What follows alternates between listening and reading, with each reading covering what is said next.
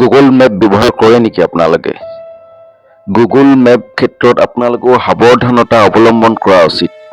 নহ'লে উত্তৰ প্ৰদেশৰ দৰে ঘটনা আপোনালোকৰ ক্ষেত্ৰতো ঘটিব পাৰে।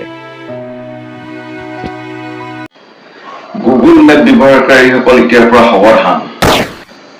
গুগল মেপ ব্যৱহাৰ কৰি স্থান নিৰ্ধাৰণ কৰাটো 100% শুদ্ধ বুলি কেতিয়াও ক'ব নোৱাৰি।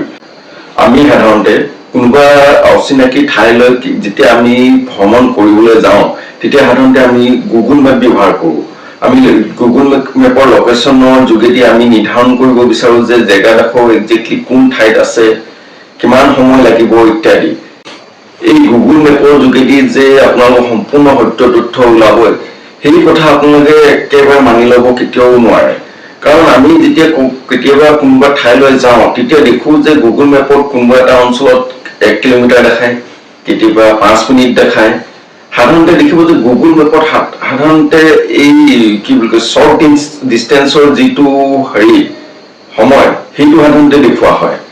কেতিয়াবা গুগল মেপে এনেকুৱা এটা পথ দেখুৱাই দিয়ে য'ত আমি গৈ মেলি আকৌ পুনৰ ঘূৰি আহিবলৈ বাধ্য হওঁ।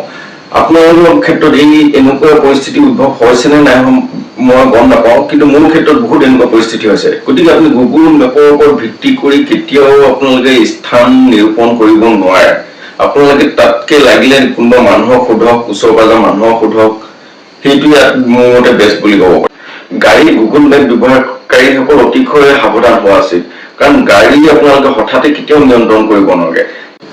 উত্তৰ প্ৰদেশত যিটো ঘটনা ঘটিছিল, সেই ঘটনাটোত আছিল যে গুগল মেপ ব্যৱহাৰ কৰি, বিশেষকৈ গাড়ী গুগল মেপ ব্যৱহাৰ কৰি তেওঁলোকে আধাৰুৱা দলং নিৰ্মাণ হৈ থকা পথ এটা ফুল স্পীডত গৈ তেওঁলোকে 20 ফুট উচ্চতাৰ পৰা তেওঁলোকে তলত বাগৰি পৰিছিল।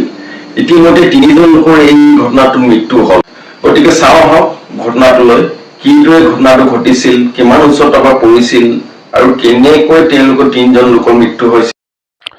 যোৱা শনিবাৰ অৰ্থাৎ 23/11/2024 তাৰিখে দুৰ্ঘটনাত সংঘটিত হৈ 3জন যুৱকৰ মৃত্যু হয়। যুৱককেইজন গৈছিল আমন্ত্ৰিত এখন বিয়া খাবলৈ বুলি। যুৱককেইজনে সঠিক ঠিকনা বিচাৰি নাপাই অৱশেষত গুগল মেপৰ আশ্ৰয় লয়। গুগল মেপৰ নিৰ্দেশ মতে তেওঁলোকে এখন অৰ্ধনিৰ্মিত দলঙৰ ওপৰেদি গৈ দুৰ্ঘটনাত পতিত হয় 3জন লোকৰে মৃত্যু হয়। ইয়াত সকলোৰে মনত এটা প্ৰশ্ন হৈছে, ঘটনাটোৰ বাবে জগৰীয়া কোন? ঘটনাটোৰ বাবে জগৰীয়া গুগল মেপ নেকি?